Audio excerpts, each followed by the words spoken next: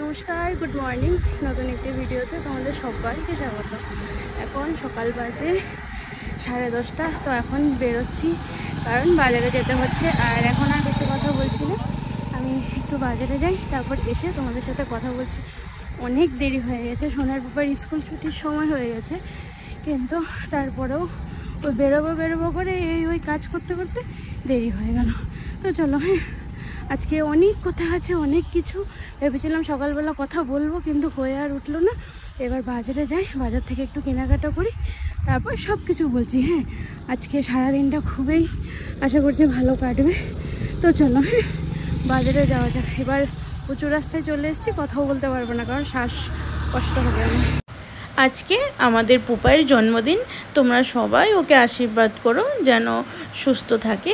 আর এবার তো বাজারে যাচ্ছি, আর যেহেতু ওর বাবার ছুটি নেই, সত্যি কথা জানো তো, সোনার জন্মদিনে না ওর বাবার কোনো না কোনোভাবে ছুটি হয়ে যায়, কিন্তু পুপাইয়ের জন্মদিন বলো বা জন্মের ষষ্ঠী পুজো বলো, যখনই ওর বাবা না ছুটি পায় না, এমন অবস্থা হয়ে যায় যে ছুটি পাওয়ার মতো সিচুয়েশান থাকে না, সেই ডিউটি করতেই হয়, তবে গিয়ে বাড়ি আসতে পারে। তো আজকেও ঠিক তেমনি, ওর বাবা বাড়িতে নেই। এবার কী করবো, সবজি বাজার করতে গেলাম, তার সাথে কিনে নিলাম একটু বিরিয়ানির চাল, তারপরে মিঠা আতর আর ঘি আর একটা চিকেন মশলা। এই দাদুর থেকেই কেনা হয়, কিনে নিয়ে এবার চলে এলাম এদিকে কিছু সবজি নিতে। সবজি নিয়ে নিলাম, তার সাথে একটু পেঁয়াজ রসুন আদা এগুলো নিলাম, আর বিশেষ করে শাকটা নিয়ে নিলাম। আর মাথায় রয়েছে মাছ নিতে হবে, যেহেতু এখন 10:30 পৌনে 11টাও হয়ে গেছে।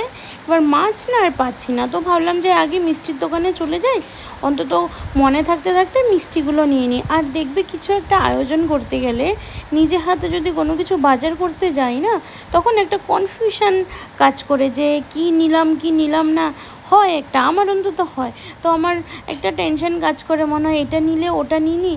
তো আমার মাথায় যেহেতু মাছটা ঘুরছে, দেখো আমি না অতটা এখন অন্তত পক্ষপাতী না যে জন্মদিনে মাছ কেটে খাওয়াবো, কিন্তু কি বলো তো, মাছ আমরা বলি না মাছ শুভ, তো তার জন্য না মাছ খুঁজছি। একটা গোটা মাছও যদি পেতাম, কিন্তু পাওয়া আর গেল না। মিষ্টি 5 পদের আর দই নিয়ে মনটা একটু খারাপই বলতে পারো যে মাছ পেলাম না।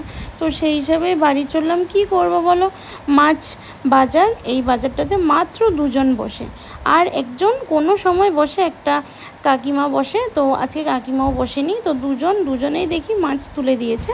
বাড়ি আসলাম, এসে একটু সোনাই পুপাই যেহেতু স্কুল থেকে আসলাম, বাইরেই দাঁড়িয়েছিলাম। আর আজকে পুপাইকে স্কুলে পাঠালাম রঙিন ড্রেস পরিয়ে, তো ওরা বাইরে ছিল বলে আমিও দাঁড়িয়েছিলাম। আর ঠাকুরের কেমন চক্রান্ত, রাস্তা দিয়ে এই কাকুটা যাচ্ছিলো, এবার কাকুটাকে আমি দাঁড় করালাম। কোনোদিনও কিন্তু এই কাকুটাকে আমি দেখিনি এই 4-5 মাসে।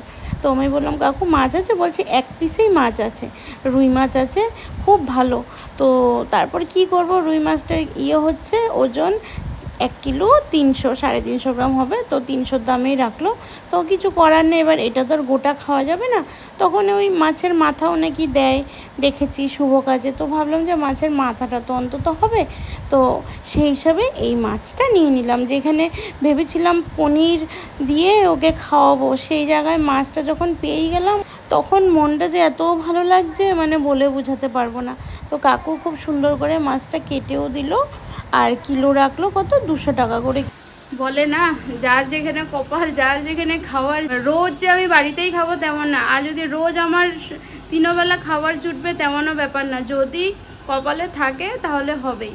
তো আজকেও হচ্ছে সেটা। দেখো না, এমন অবস্থা হয়েছে যে আমি ভাবছি ছেলেটাকে না পনির দিতে পারলাম। তো যে বাজারে গেছি ওখানে না পনির পাওয়া যায় একটা ছেলের কাছে, যেখানে সবজি বাজার নিলাম ওর কাছে পনির পাওয়া যায়, কিন্তু আজকে পনির নেই, শেষ হয়ে গেছে, যেহেতু একটু দেরি করে গেছি।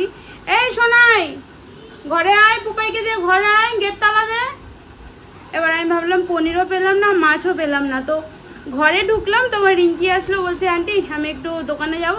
তো রিঙ্কিকে দেখলাম দোকানে যাচ্ছে। রিঙ্কি তুমি যে দোকানে যাচ্ছ, তাহলে দেখো তো একটু পনির পাওয়া যায় নাকি। বলছে ঠিক আছে। পনির পাওয়া গেছে, রিঙ্কি আবার নিয়ে এসেছে। দেখো, রিঙ্কি আবার পনির নিয়ে আসলো। তারপরে গল্প করছি, দেখছি যে মাছ যাচ্ছে। হ্যাঁ, যাক, যেটা ভেবেছিলাম সেগুলো ধীরে ধীরে সব কিছুই ভগবান পূর্ণ করে দিল। এইবার আমার রান্নার পালা। এদিকে ভাজার জন্যে কেটে রেখেছি ভেন্ডি, আলু, কুমড়ো, আর হচ্ছে ভাত করলা, এইসব। আলু আর এদিকে পুনকা শাক ধুয়ে একদম বেছে রেখে দিয়েছি।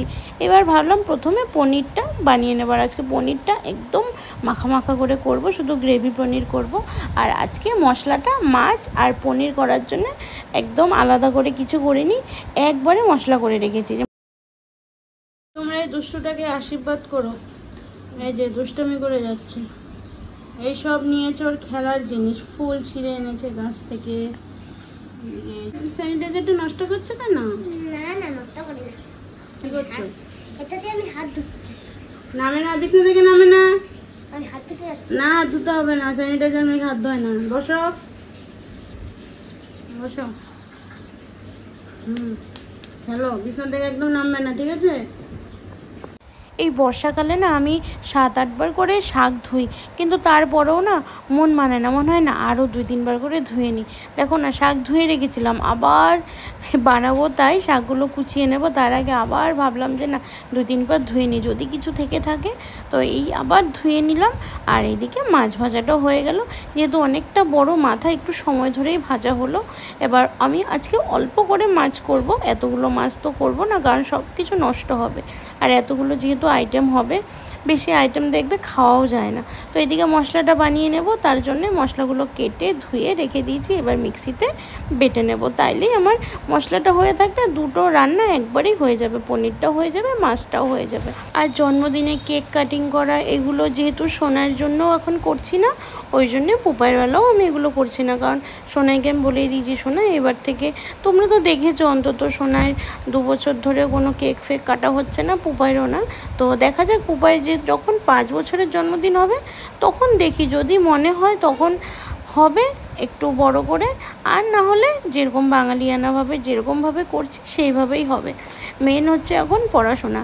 অনেক ফুর্তি হয়েছে, অনেক রাগারাগি হয়েছে, অনেক অন্য লোককে জীবনে এন্ট্রি দেওয়া হয়েছে, যেটা আমাদের অনেক আগে থেকেই কি বলবো বন্ধ করা উচিত ছিল। কারণ যে তোমার ক্ষতি করে তাকে তুমি জানা সত্ত্বেও তাকে তোমার জীবনে রাখাটা, সেটা নিজেদেরই বোকামি, যেটা আমরা করেছি। আর তার ফলস্বরূপ ভয়াবহ রূপ পেয়েছি।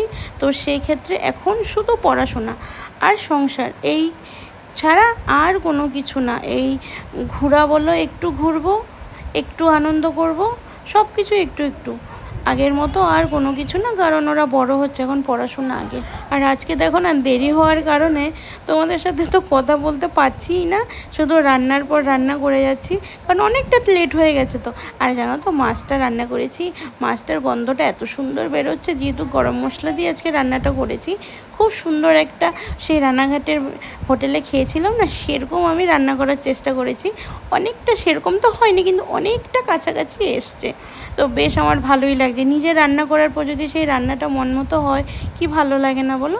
তো ওদিকে মাছটা তো হয়ে গেল, এবার পনিরের গ্রেভিটা তৈরি করে নিচ্ছি, পনিরটা রান্না করে নেব। আর পনিরটা তো প্রথমে ভেজে রেখে দিয়েছি, তো রান্না করতেও বেশি সময় লাগবে না। এবার মেন যেটা হচ্ছে, শাকটা রান্না করতে হবে, আর হচ্ছে মাছ ভাজা। এই দুটো রান্না করলেই আমার মোটামুটি রান্না কমপ্লিট। ওদিকে ডালও হয়ে গেছে, আর এদিকে দেখো দুষ্টুমি করছে, জল দিয়ে খেলছে, দেখেছো? আমি যেহেতু রান্নাতে ব্যস্ত রয়েছি, আর দেখছে আজকে সকাল থেকে মা তো কিছুই বলছে না, আজকে যেহেতু জন্মদিন ওকে বকাও দিচ্ছি না। আজকে স্কুলে চকলেট নিয়ে গেছিলো, খুব খুশি হয়েছে। একটু সময় লাগছে, কিন্তু মন পছন্দ মতো রান্নাগুলো আজকে হচ্ছে। অনেক সময় হয় দেখবে, এত সুন্দর করে মশলা টশলা দিয়ে কষিয়ে রান্না করি, লাস্টে দেখি ফিনিশিং সুন্দর হয়নি। রান্নার দিকে ফিনিশিংটা মেন, মানে যা কিছুই তুমি ইনগ্রিডিয়েন্টস ইউজ করো,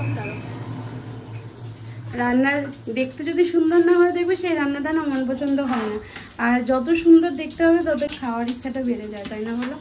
তো আজকে পনিরটা খুব সুন্দর না হলো, আমার দেখে নিজেরই ভালো লাগে, যাক খুব সুন্দর হয়েছে। এবার শাকটা করে নেবো, শাক কাটা রয়েছে। আর আজকে একটা কড়াইতে রান্না করছি, কেন বলতো? আরেকটা কড়াইতে না চিকেন পুরো ম্যারিনেট করা আছে, তো ওই জন্য ওই কড়াইটা ইউজ করতে পারছি না, ওটা ফ্রিজে রয়েছে।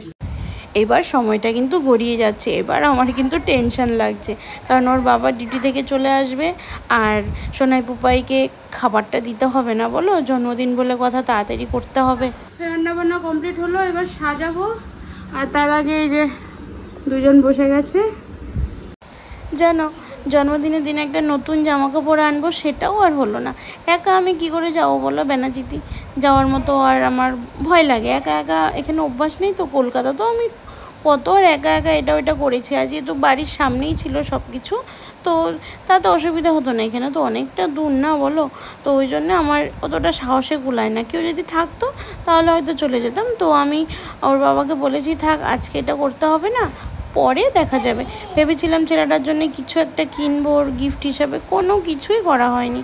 তারপর ভাবলাম এই ভাড়া বাড়িতে কোনো একটা কিছু কিনবো, সেই তো ফেলে রাখতে হবে, বা আমরা যদি আবার কোথাও শিফট করি তখনও এই নিয়ে টানা হেঁচড়া করতে হবে, থাক আর কোনো কিছু করবো না। তো সেইভাবে আবার ব্যাগ ঘেয়ার দিলাম।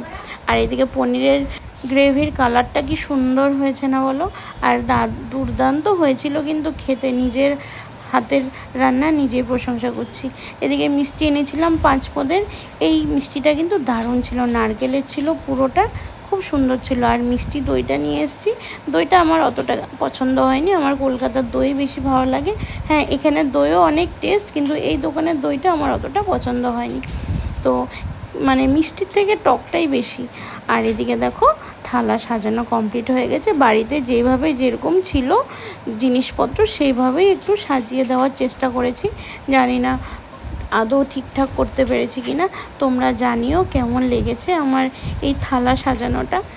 আর এদিকে ভাতে ঘি দিয়ে দিলাম, শাক ভাত দিয়ে 2 ভাইকে বসিয়ে দিয়েছি। জন্মদিন তো একার নয়, জন্মদিন হচ্ছে আনন্দের দিন, তো 2 ভাইয়েরই আজকে আনন্দের দিন কিন্তু। আর দেখো না, মেলা থেকে যে নিয়েছিলাম এই প্রদীপটা আজকে ঝালিয়ে দিলাম, কি সুন্দর না লাগছে। আজকে আমাদের মেনুতে তোমাদেরকে তো বলেই দিয়েছি, নতুন করে কিছু বলার নেই। এই সেভাবে কোনো কিছু আয়োজন করতে পারিনি, যতটুকু পেরেছি নিজের হাতে করার চেষ্টা করেছি। আর সেভাবে থালা বাসনও নেই, সব বাড়িতে রয়েছে। এখানে যা আছে ওই দিয়েই শুরু করলাম।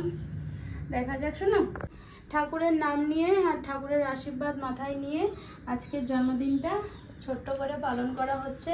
আর ওর হচ্ছে জন্মতিথি একটা খুব স্পেশাল ডেটে আছে, একটা তিথিতে। আর মেন যেটা হয় আমাদের, দেখবে আমাদের কিন্তু শাস্ত্র অনুযায়ী তিথি হিসাবে পালন করা উচিত। তো সেই হিসাবে ওর এত ভালো তিথিতে জন্ম। তো আমরা সবসময়, আগের ভিডিওতে তোমরা হয়তো দেখতে পেয়েছো যে আমি সবসময় তিথিতে পালন করার চেষ্টা করি। আর আজকে যেহেতু জন্ম ডেট, তো সেই হিসাবে একটু মাছ টাছ ও যেগুলো যেগুলো ভালোবাসে তো সেইগুলো করার চেষ্টা করি।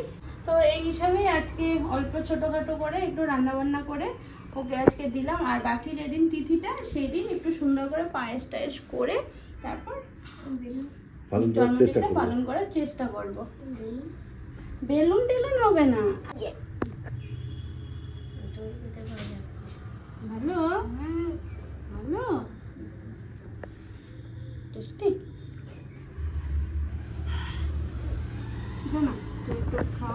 এই তো কি সুন্দর, দাদাকে বললো দাদা তুমি খাও। তারপরে একটু রসগোল্লা, তুমি হাফ খাও।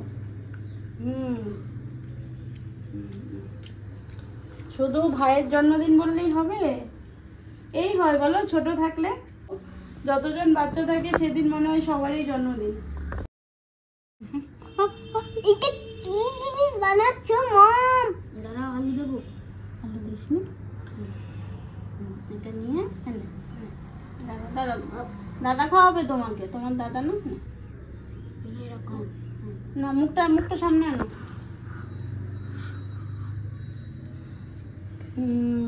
এই তো আনন্দ, দাদা খাইয়ে দিচ্ছে ভাইকে। এবার তুই এক গাল খেয়ে নে। আমি খাইয়ে দিস নাকি?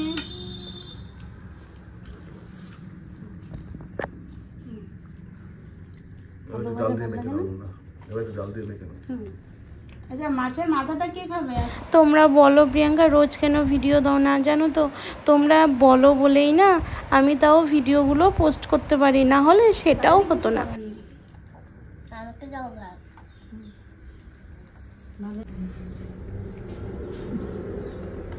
আমি তোকে বলি না ভাত খাওয়ার আগে জল খেয়ে নিবি, দেখেছিস তো হিচকি উঠছে।